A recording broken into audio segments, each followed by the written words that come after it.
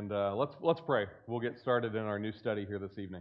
Our Heavenly Father, we love you. We thank you so much for the privilege that we have to come together once again to open the Word of God and to learn and to study truths. And Lord, tonight through this new study that we start, I ask that you would help equip each and every one of us as we prepare to go out from this place and share the truth of the Bible, the truth about God, and the truth of the cross with those that we come in contact with. Lord, equip us with the ability to talk intelligently and logically and answer the questions of those who are skeptical about Christianity.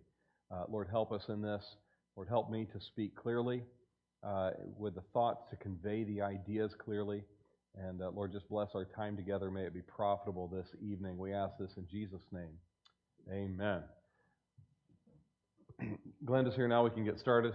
So go ahead and turn in your Bibles to 2 Corinthians chapter number 5. 2 Corinthians chapter 10. 2 Corinthians chapter 10. So we're starting a new series here. Should cover about 12 weeks, give or take a few, because I'm going to be out one of those weeks here. And this series is called I Don't Have Enough Faith to Be an Atheist. And so this is an apologetics series. We're going to dive into the issues of how to answer logically and intelligently questions rather than saying, well, I just believe it. I believe that, so that's the way it is. And we'll even address that tonight. That's not really a great argument to use because they could say the same thing. So we're gonna dive into some of those things. This study is based on this book that I'm holding by the same title, I Don't Have Enough Faith to Be an Atheist. I would highly recommend that you read this book. Find this book. You can get it. If you do digital books, you can get it on a digital format. If you want it paper copy like I've got, you can get a paper copy. What the authors of this book do, Norman Geisler and Frank Turek. Norman Geisler, I believe, passed away a year or so ago, so he's on in heaven now. But they're apologists, and what they do in this book is they approach these different topics and these different subjects from the perspective of we're going into this to disprove God using science. So they take a reverse approach into this. We're going to go in as if we are atheists, and we're going to present all of this research. We're going to look at the scientific research, and then they come out the other side, and they actually show different scientists' statements who did the exact same thing. Went in, I'm going to do this research in space, and I'm going to prove that there is no God through this. And then the scientists end up coming like this one fellow who is the founder of NASA's Goddard Space Institute of Space Studies, Robert Jastrow, said in the conclusion of his research, he came down and he said that there are what I or anyone would call supernatural forces at work is now, I think, scientifically proven fact. And so statements like that are huge that these guys are commenting. And so I'll admit to you, it can be some thick reading because there's a lot of scientific terms in there. And so it is thick reading, but it is well worth your time and energy to read this book. It will help you tremendously. And so we're going to go through that. Our study is based on this book. It's not going to go in quite the depth that the book does because I don't understand half the terms they use. I had to pull out a dictionary for some of them. But we are going to look at different things, different approaches, questions that need to be asked as we approach the idea of proving Christianity.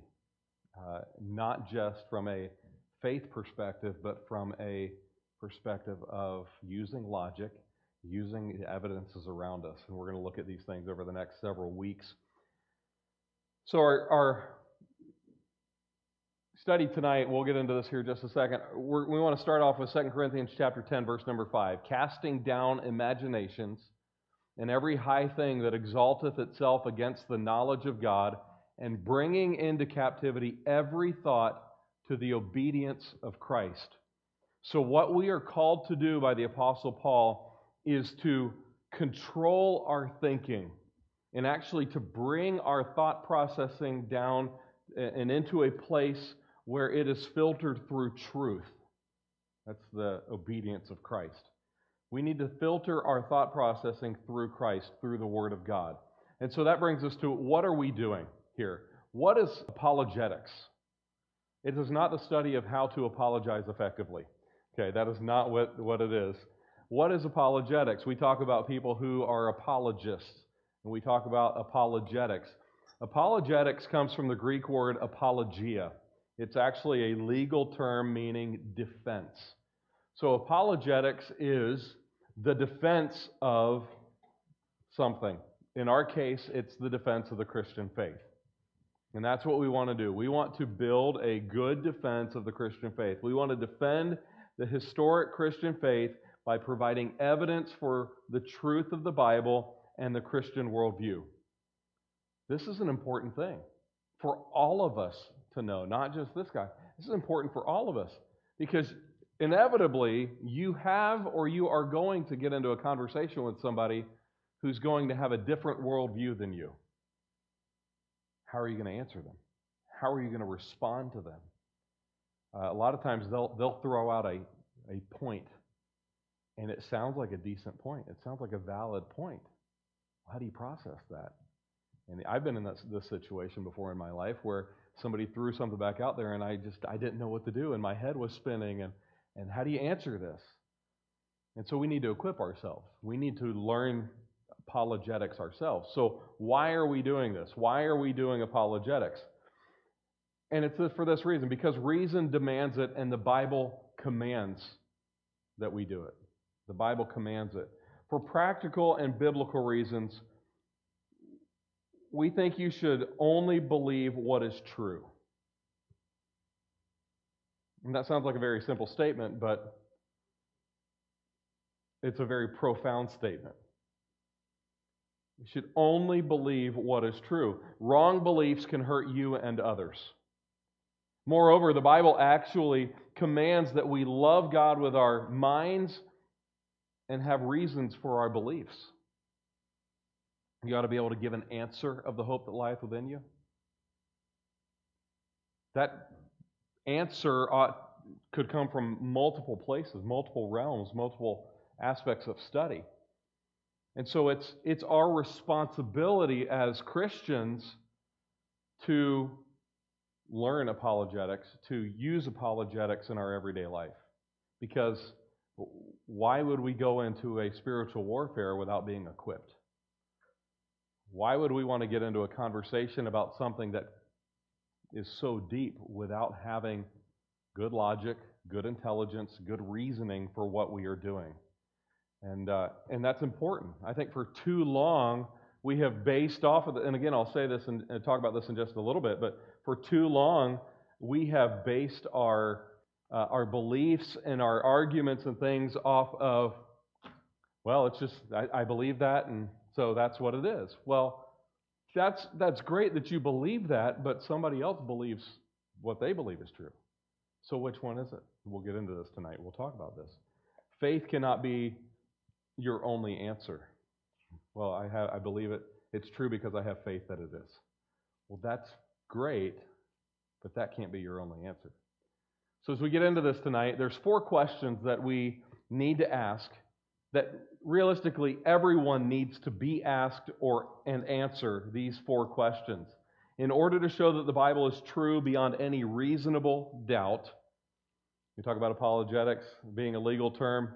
Apologia, here's another legal idea and concept. This person is innocent beyond a reason of a doubt, or they're guilty beyond a reason of a doubt. And so we've got to answer yes to these next 4 questions to show that the Bible is true. So here they are. The first one is this, and we'll talk about this one tonight specifically. Does truth exist? This is important before we get into, does God exist? Which is our next question. You've got to establish, is there truth? There are people out there that will tell you there's no such thing as truth. We can't know truth. So how do you answer that? How do you respond to that? How do you deal with that? We're going to talk about that tonight. Does God exist? That's the second question. Are miracles possible? That's the third question. And then is the New Testament true? These are four questions that we're going to deal with over the course of this study that we're going to be looking at here. But we've got to answer yes to these questions in order to be able to show that the Bible is true. Knowing the answer to these consequential questions sets a foundation for our entire life. It affects how you think, how you act, how you make choices. When we really sit down and think about these things, it affects everything. And so these questions are very, very important to us. As we deal with this idea of does truth exist, we need to look at something called the Law of Non-Contradiction. The Law of Non-Contradiction. Anybody familiar with the Law of Non-Contradiction? Josh is a little bit here. It's contradictory to it, but here's what the Law of Non-Contradiction says, okay? It says this: opposite ideas cannot both be true at the same time and in the same sense. Okay? Opposite ideas cannot both be true at the same time and in the same sense. What do I mean by that? Well, let me give you an example of this, okay? So, one person says God exists. The other person says God does not exist. Well, who's right? They can't both be right. And the whole idea of this, well, this is true to me, even though it may not be true to you, that can't happen. They cannot both be right. Either God exists or God does not exist. Now, obviously, we believe God exists. So you can't both be right. So there's this law in place.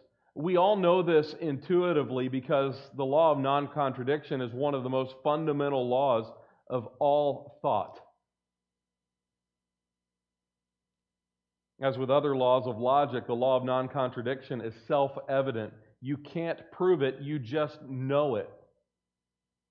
It's things that are just built in that we know this is what it is. They're plain, straightforward, simple things.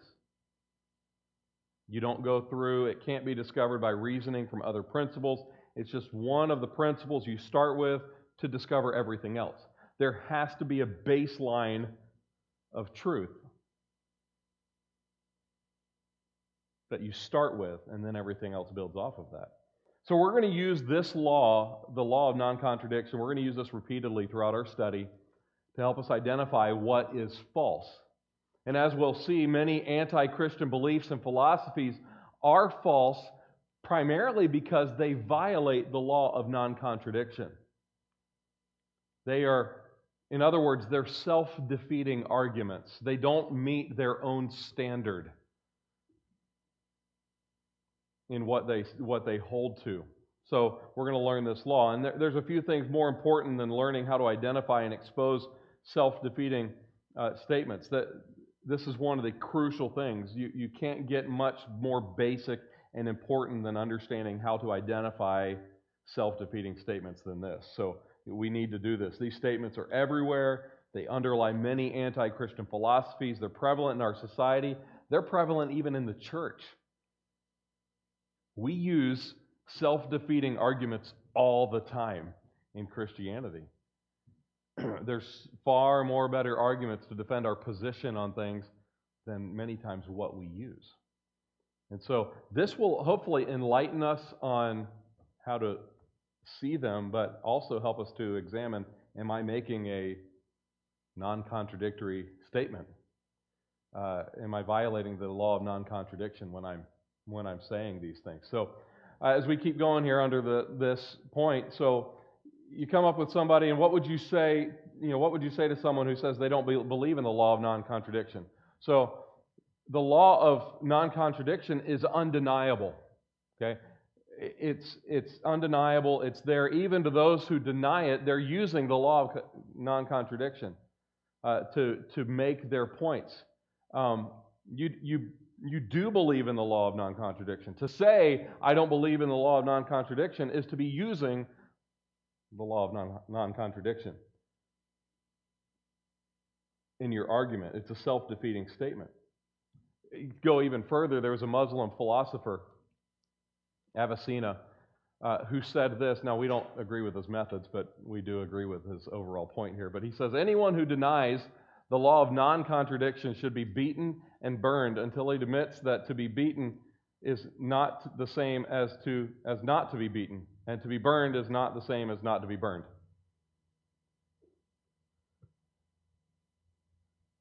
I agree with what he says, but as far as the methods used, I don't know that we should be beating or burning anybody over this. But the moral here is that it is a self-defeat. It's self-defeating to deny the law of non-contradiction. To deny it is to use it. So we have to focus on this. We have to realize this. All truth is absolute. All truth is absolute truth. Because the reality is that there's only one truth. Josh can't have one truth and I have a different truth. One of us has to be wrong. It's Josh, but one of us has to be wrong. All truth is absolute. Something that is true is true. It's true for all persons, at all times, in all places. The color of this piano. This is this color, and that's true for all persons, at all times, in all places. No matter how much you may deny the color of this piano, this piano is black. And that's true. No matter how you feel about it. What's true is true.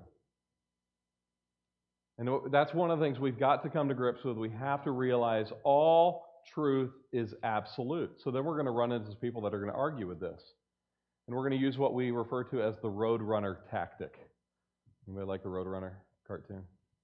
I like the Roadrunner cartoon. This is probably your greatest tool in answering these objections against the absolute truth and against the law of non-contradiction, is using these things. So what you do is you apply the claim to itself. You're going to apply the claim to itself.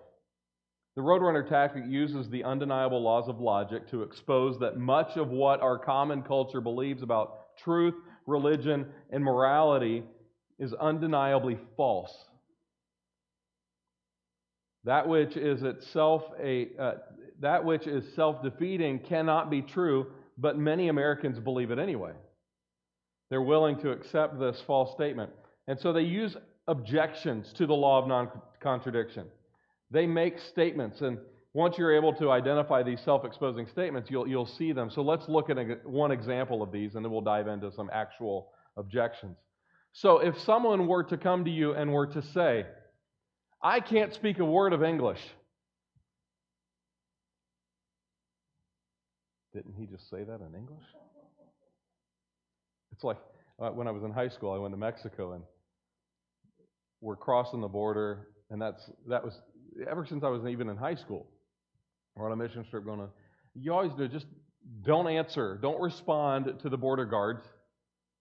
If you're going to respond like this, because you don't know what they're saying. Don't say, no hablo español.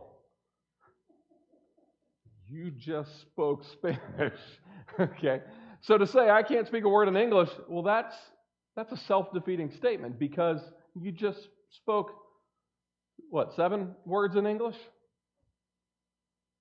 So that's one example of a self-defeating statement. And this logic coming back and questioning, turning the question back on itself, this is the Roadrunner tactic. This is what we're going to utilize. And not to be mean and not to be ugly, but to just make a point. So let's look at some more of these Roadrunner tactic ideas here, because the person making the claim then has no ground to stand on. If you take their argument and you turn it back around on itself, they have no ground to stand on. They're like the coyote that just ran off the cliff and is staring at you, holding up the sign pointing to the ground, or gravity lessons. We're showing them your argument is invalid. And so this is what we're using here. So like the statement, you can't know the truth. How would you respond to that?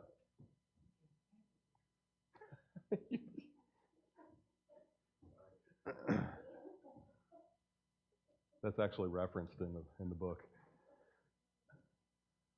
You can't know the truth. How would you answer this? Well, yeah, is that true? Or then how do you know that?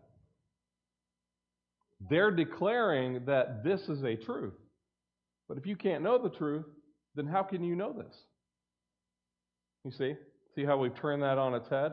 But this is a common question, or a statement that people will say even today in our society. They will question truth. Well, you can't know the truth. Or they'll say, it's true for you, but not for me. How would you respond to that?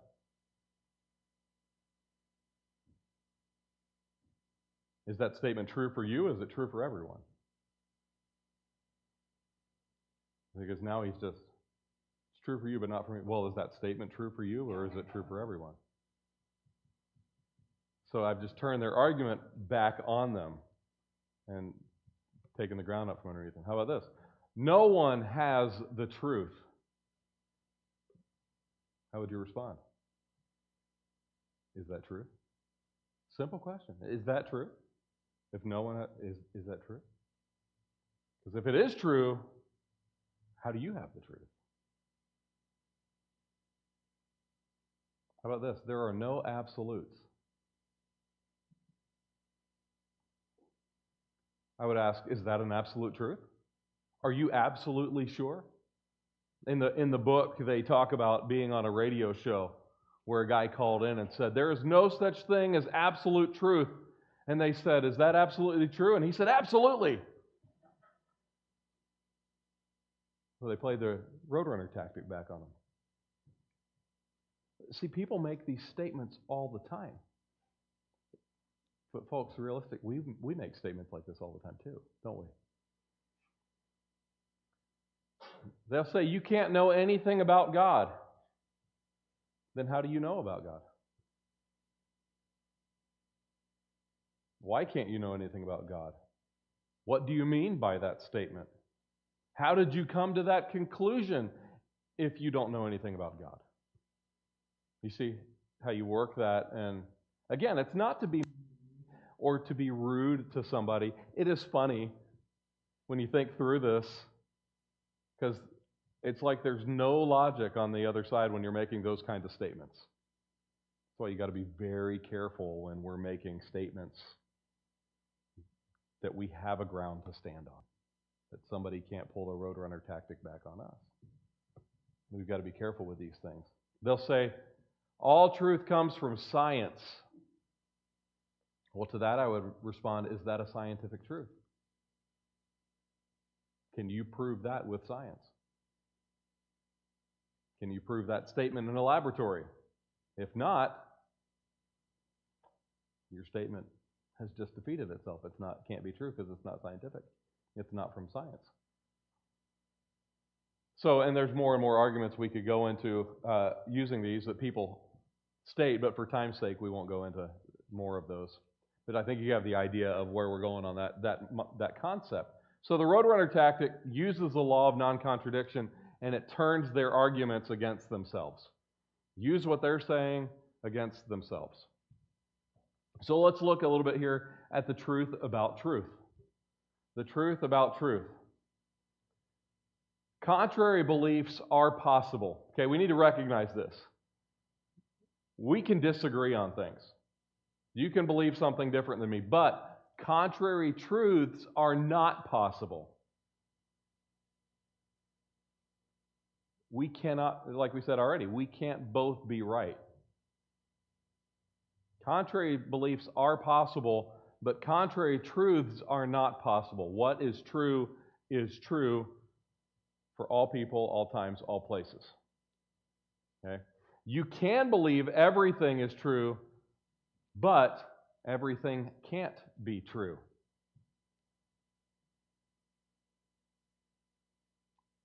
And then objective truth can't be denied without being affirmed. Because you have to use objective truth in order to deny objective truth. There again, there's that. They have to turn their argument doesn't have ground to stand on when they look at this, when they view this. It's, the law of non-contradiction. Opposite ideas cannot both be true at the same time. So you go back to the does God exist or God does not exist. You could use the earth is round or the earth is not round. They both can't be right. So at some point, somebody's argument's going to fall flat. Sorry.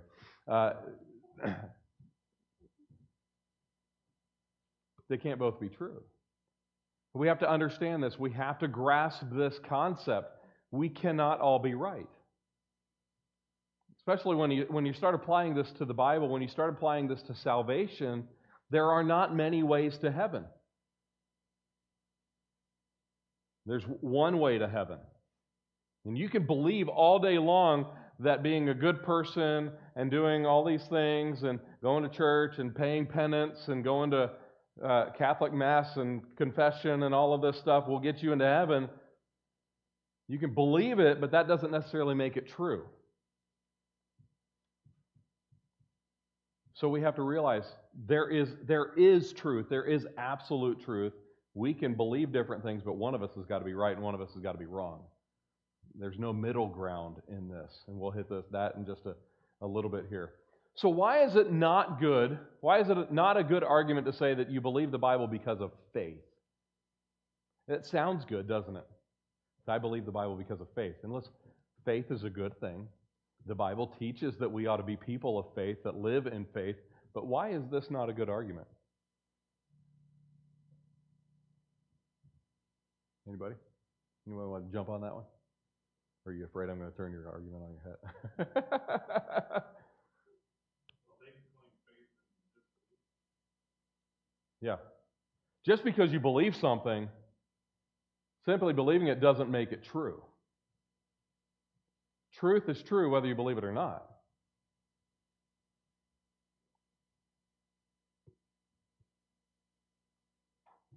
Truth is true whether you believe it or not. So just saying faith because of faith, well, I just believe it. Well, that's great. A lot of people believe a lot of different things. We can't all be right. And it's not about being right so much as it's about having the truth. This is not a matter of me being right against somebody else, arguing with somebody else and I win the argument. Okay, that's not what we're doing here. This is a matter of coming to the truth with the purpose of people seeing the truth and coming to Christ. That's our purpose here. So for me to say, well, I believe the Bible because I have faith that it's true. Well, that's a great statement, but it's a weak argument. And as Christians, we need to have strong intellectual, logical, reasonable arguments.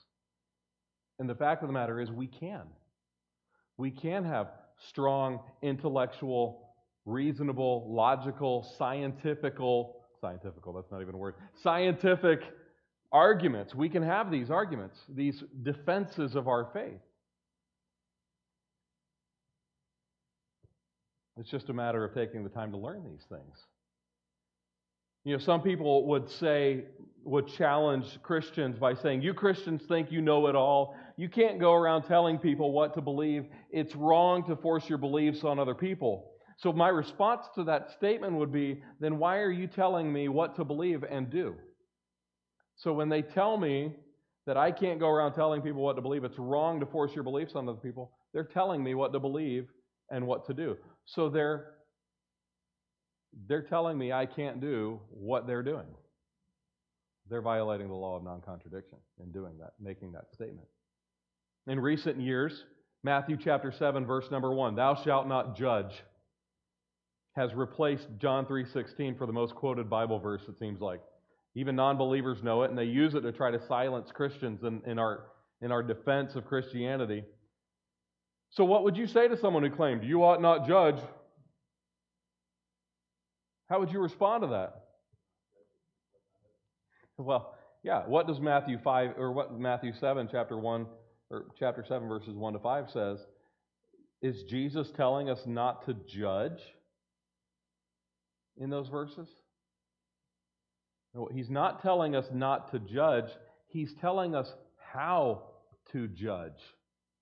He's teaching us there's a right way and a wrong way to judge. Because we can't avoid making judgments. We all make judgments. Every day. Even right now, you are making judgments right now about what I'm saying. We all make judgments. I like to use the illustration of, people like to say, you can't judge me. You don't know anything about me. Okay? We make judgments all the time. Okay? And I've used this illustration before. I don't know if I've used it in here or not, but here it goes. If I were to walk in here wearing all black, fingernails painted black, black stuff on my eyes and all that stuff, my hair's dyed, well, what's left is dyed black, my scalp is dyed black, what am I? I'm goth. What's a judgment call that you've just made? You're assuming I'm goth. Maybe I just really like black. That you make a judgment. We judge people all the time.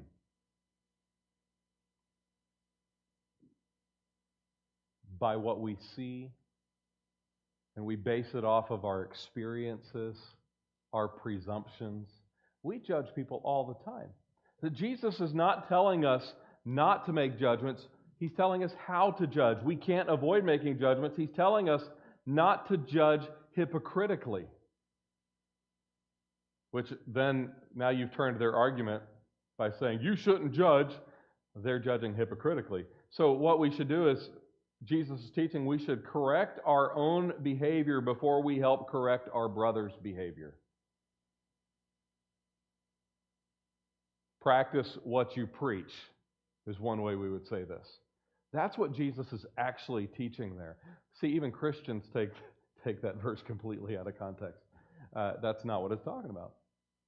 We all make judgments. We're going to. But don't be a hypocrite when you're making your judgments.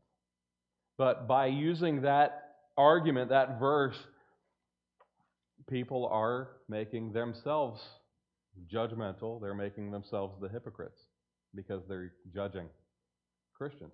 Are Christians commanded to tolerate or to love? Which one? When is it loving to be intolerant? Is the question. Well, love.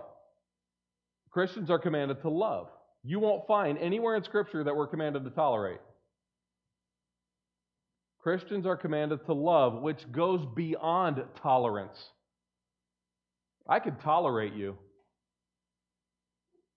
but to love you is a whole nother thing. See, tolerance says, hold your nose and put up with them. Love says, reach out and help them. Tolerance is a virtue if you're talking about listening to other points of view, but it's a vice if you're talking about letting destructive or sinful behavior go unopposed. And what most people want is us to just ignore the sinful behavior, and they want, just let me live my life the way I want to live. Tolerate. You need to have more tolerance. Well, no, and these are statements I've made to my kids. No, I love you too much to let you do that. I care too much about you to see you go down that path. So there's a huge difference between tolerance and love. Christians, we're told to love, not tolerate. So, it brings us to our next point here. Should we be agnostic about agnosticism? Immanuel Kant, philosopher, was a philosopher in the 1700s into the early 1800s, philosopher who had significant impact on a lot of the modern thinking we have today. Immanuel Kant claimed that we are locked in agnosticism because we can't know the real world. He's he's violating. It's in the book, dude. He's violating the law of non-contradiction by making this statement. He violates this. He contradicts his own premise by saying that no one can know the real world, but then claims to know something about it, that the real world is unknowable. Well, how can he know that if the real world's not knowable? So he's violating his own law. But much of our philosophy and our society today is based on this premise right here. We can't know the real world. And this kind of thought processing. You see why our society is so philosophically flawed when they come into an argument like that? Well, how can you know that statement is true if you can't know the real world? He violates his law. But that question poses this question to us. How is truth known? So we know truth is absolute. Somebody's got to be right or wrong. There's no middle ground. Truth can be known. These arguments against truth violate their own arguments. They violate the law of non-contradiction. So how is truth known? Well, truth can be discovered, truth can be known by using the self-evident laws of logic. Friends, it's so important that we just use logic in our lives, and even in our Christianity, in defense of our faith and belief. The laws of logic, which are also known as the first principles. These self-evident laws of logic are first principles. They're called first principles because they are not proven by other principles. They don't rely on any other teaching or thought processing to establish them as truth. They are simply inherent in the nature of reality and thus self-evident. These are things that we can just look at and see and just know. That's that. You look at a dog, that's a dog. That's a cat. There's no confusion between the two.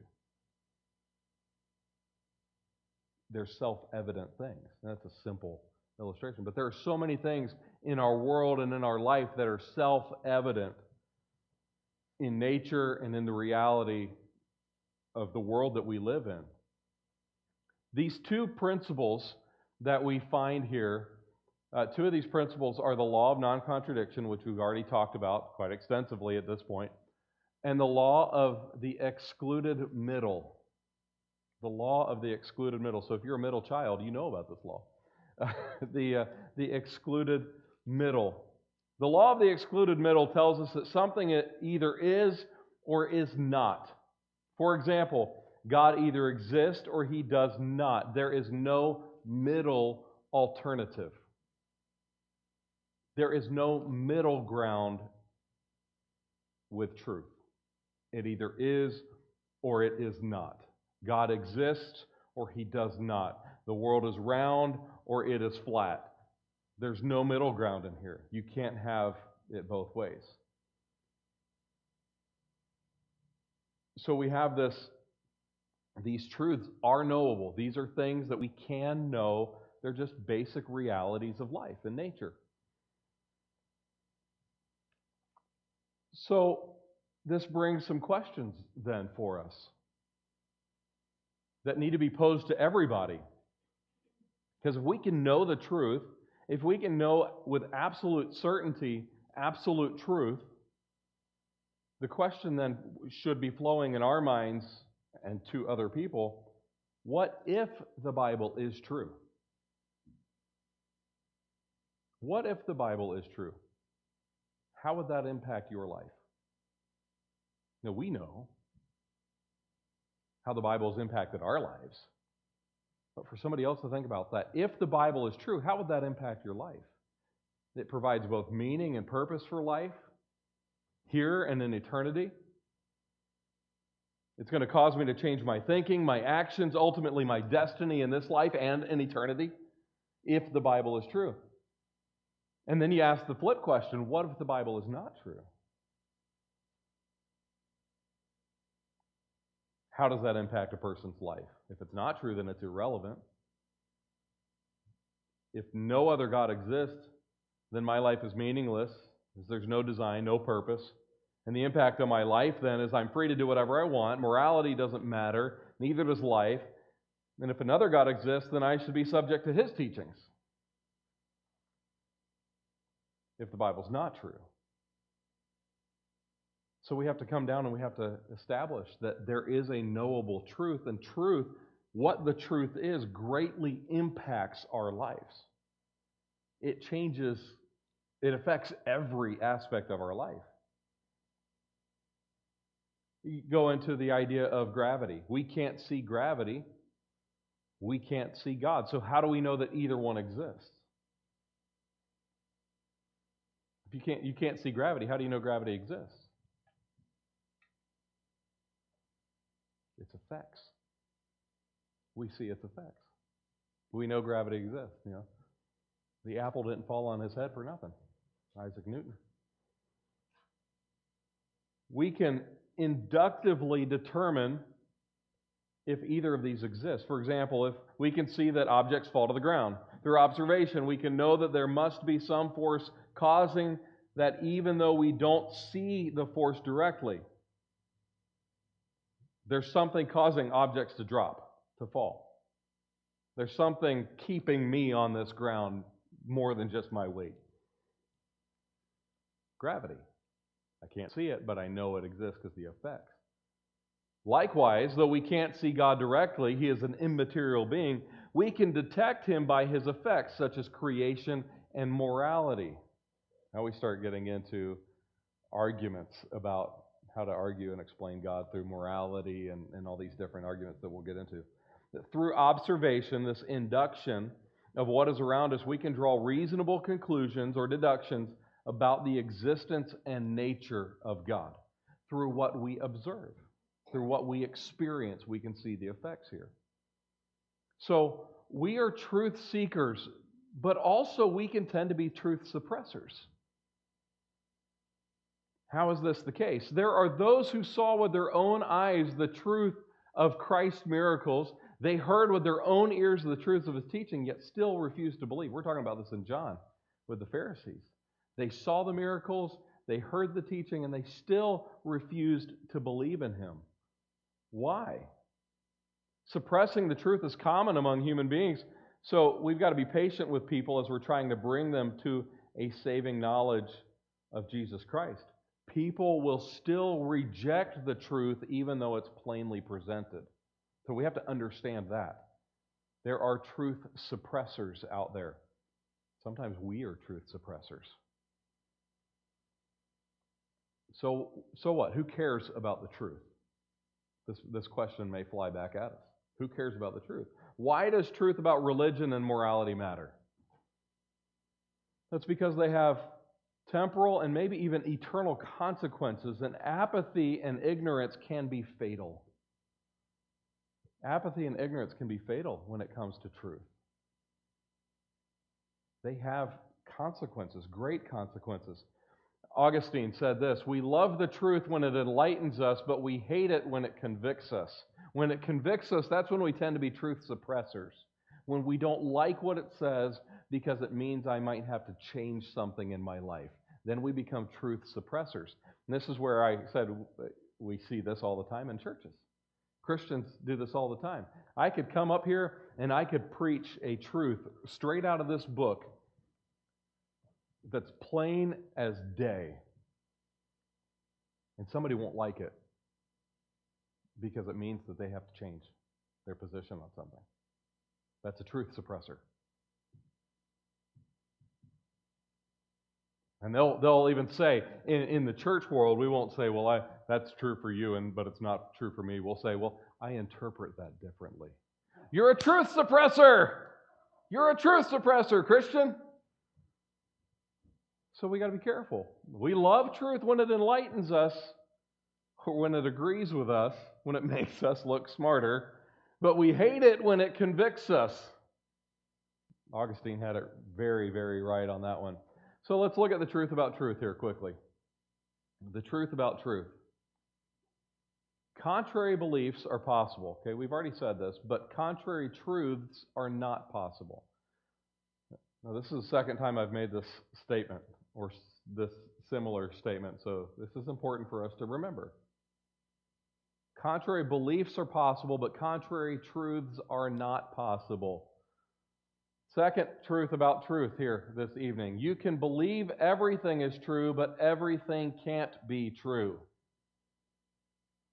You can believe anything you want. You can believe that the earth is flat if you want, but it doesn't make it flat. You can sincerely believe that there's no God, but if God actually exists, then He really does, whether you believe it or not. Sincerity is not a test for truth. There are a lot of people who are sincere, but they are sincerely wrong. Sincerity, oh, I mean it with all my heart. I believe it with all my heart. Wonderful. You could still be wrong. If anyone ever tells you that there are no objective truths, ask them, is that an objective truth? Because if it is, then it defeats itself. If it's not, then why should I believe it? It's just an objective truth. So then we close tonight with this. 2 questions to ask people who argue against Christianity. Here's 2 questions to ask. So as you share this information, as we study this, and you're talking with other people and you're discussing truth, can we know truth? You may want to ask them these 2 questions, okay? So the first one is this. If I ask you a serious question, will you give me a brutally honest answer? Why would I ask that question? Because you start talking about truth, some people are just going to kind of brush it off, and they're going to try to make light of it, and they're going to try to dismiss it. So I want to have an actual conversation with you about this. Let's actually talk about this, have a discourse about this. Again, I'm not arguing with people. I want to have a conversation. If I ask you a serious question, will you give me a brutally honest answer? And I would hope that they would expect the same thing from me, that I'm going to give you a brutally honest answer if you ask me a sincere question, an honest question, a serious question. The second question I'm going to ask people is this. If Christianity were true, would you become a Christian? Now, here's the thing. If they hesitate at all on the second question, their resistance to Christianity is not just intellectual. They may not want Christianity to be true. They may not want to change the way they're living. So what do you do? What do you do in that case? I keep beating them over the head about truth. No. What do? You pray for them. You love them. You might want to spend your discussion time with people who are more receptive to the evidence. Listen, there are just going to be some people who you are not going to get through to them. And as much as I hate to admit that, because I want to get through to everybody, there are just some people that you're just going to have to say, we're going to have to agree to disagree. You're just not going to get through to them. But if they're going to have a serious conversation, then they're going to have to answer yes to these questions. If they're really open to learn and to discuss then the answer would have to be yes to these 2 questions without hesitancy. Jesus was very careful about, if they're not going to hear you, if they're going to turn you down, dust the shoes off your feet and go move on. When you realize that you're talking with a person who is just not going to hear you, there is benefit with just leaving it alone.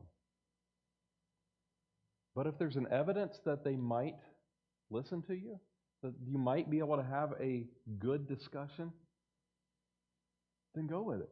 Be patient, though. Be patient. If you're like me, which most of us in this room, you're like me. I grew up around this. Christianity just makes sense to me. It's always been true. Things like this have challenged me as to, how do you know it's true, Stephen? Well, the flannel graph said so. How do you know it's true? and being able to defend my faith reasonably. Be patient. It can be aggravating at times when people just don't get what you seem to think is a basic truth. It can be aggravating. It can be frustrating. For me, it just gets all over me. So I have to be patient with people. Some people haven't grown up like me. Some people don't know all of this.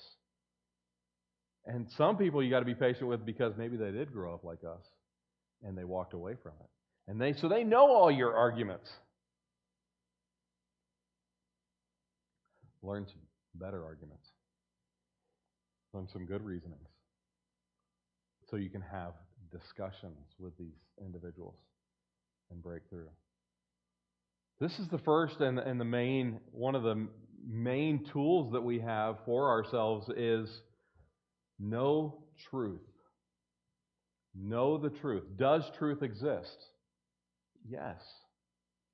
And we have to be able to recognize false arguments, arguments that violate the law of non-contradiction. How do I do this? Beyond this subject, beyond these lessons here tonight and in the next few weeks, how do I equip myself? Books like this one, titled I Don't Have Enough Faith to Be an Atheist, will help you with that. I know I was making fun of YouTube the other day, but Dr. Frank Turek, the guy that wrote I Don't Have Enough Faith to Be an Atheist, actually has several videos on YouTube. Actually, these lessons are on YouTube with him teaching it. Watch them. I've watched them. I can't tell you how many times I've watched these kinds of videos and things like that just to learn it and build up and get more sure and steady in it. Read books like this, books on apologetics, books that give you answers for things like this. And there are plenty of them out there. Equip yourself. Get the tools that you need in order to be able to defend our faith and defend Christianity. And if you have questions about those, let me know. I can direct you to some of those resources. But this is crucial. This is crucial for us as believers to get a hold of these things and to know these things as we talk to people, as we bring Christ to the world. So, hope you learned something tonight. Hope you were able to catch some principles there, some truths this evening, and get something